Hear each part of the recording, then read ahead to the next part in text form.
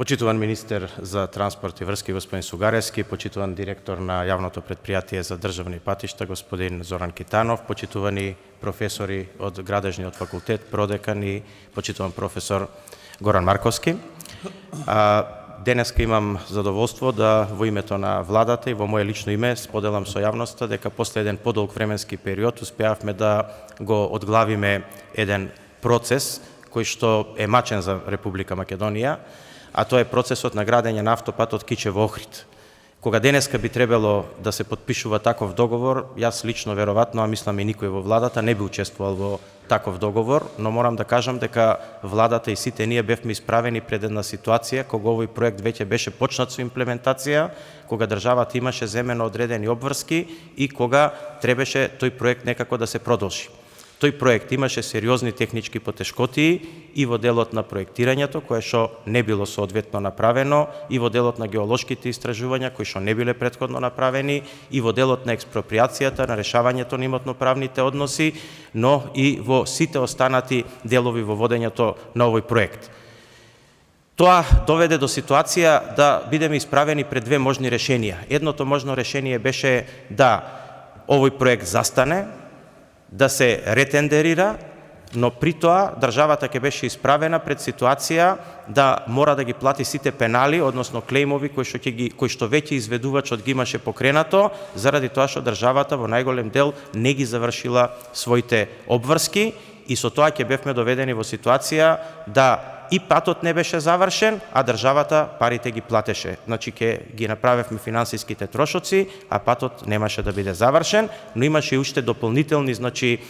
важни моменти, а тоа е дека на овој пат подизведувачи се македонските компании, повеќе, кои што дале банкарски гаранции према кинескиот партнер, додека банкарската гаранција која што ја има јавното предпријатие е тешко наплатлива. Тоа значи дека ќе направевме сериозни реперкусии и врз работењето на сите градежни компании во Република Македонија, да не кажам дека ќе направевме сериозен импакт врз нивното можеби и пропаѓање, а истовремено, ќе направевме импликации врз банкарскиот систем со повеќе десетици милиони евра, кои што за мала држава како нашата е значително.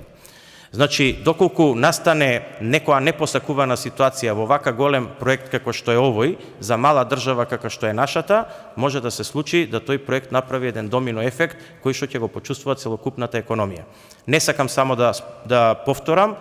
тоа е дека можеби е добро да се потсетиме дека овој проект, заедно со проектот на железничката пруга помеѓу Куманово и Белјаковци и заедно со гасоводот, се уствари трите клучни проекти кои што ја го движат градежништвото во Република Македонија, заедно со сите други патишта кои што сега ги направивме, и доколку овие проекти не работат, во тој случај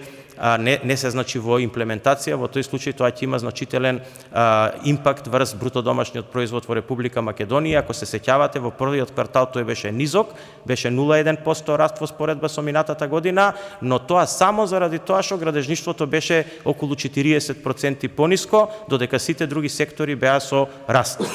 Доколку градежништвото го вратиме, а рачунаме дека со потегот кој што денеска го направивме, апсолутно ќе го вратиме, денеска на владата направивме анекс на тој договор кој што ќе го предложиме до парламентот, каде што се надеваме дека пратениците ќе го поддржат, со кој што ќе се деблокира градењето на овој автопат во прва фаза, а додека за сите дополнителни работи, но многу поекономично и по цени далеку пониски од тие кои што претходно биле номинирани, во следен анекс ќе се дефинираат и крајните вредности на проектот. Очекуваме дека со домаќински пристап на овој проект ќе се заштедат сериозни средства за државата, при тоа проектот ќе биде имплементиран и нормално на крајот државата нема да ја исправиме пред ситуација на финансиски претешкоти и да имаме сериозно влијание и врз градежниот и врз банкарскиот сектор. Од друга страна, секако, сакам да напоменам дека одглавувањето на градежните работи на овие проекти кои што беше макотрпен процес, ќе има значително влијание на зголемувањето на бруто домашниот производ и во овој сегмент, и со тоа очекувам дека бруто домашниот производ ќе ги достигне бројките кои што беа очекувани и планирани од страна на владата. Сакам да искористам приликата на крајот оваа моја изјава да се заблагодарам на представниците на градежниот факултет кои што дадоа несебична поддршка и помош во разрешувањето на овој проект, но исто така и на некои меѓународни институции и консултантски куќи кои што бесплатно, практично како помош на владата ни дадоа помош во овој процес и воедно на Агенцијата за патишта на Австрија, со која што имаме одлична соработка, која што прати свој експерт да ни помогне технички во целиот овој процес. Ја користам приликата на сите да им се заблагодарам на поддршката и помошта. Морам да кажам дека ова беше еден сериозен, тежок процес кој што бараше сериозни преговори и сериозен капацитет. Јас би застанал тука и доколку имате дополнителни прашања, стојам на располагање. Благодарам.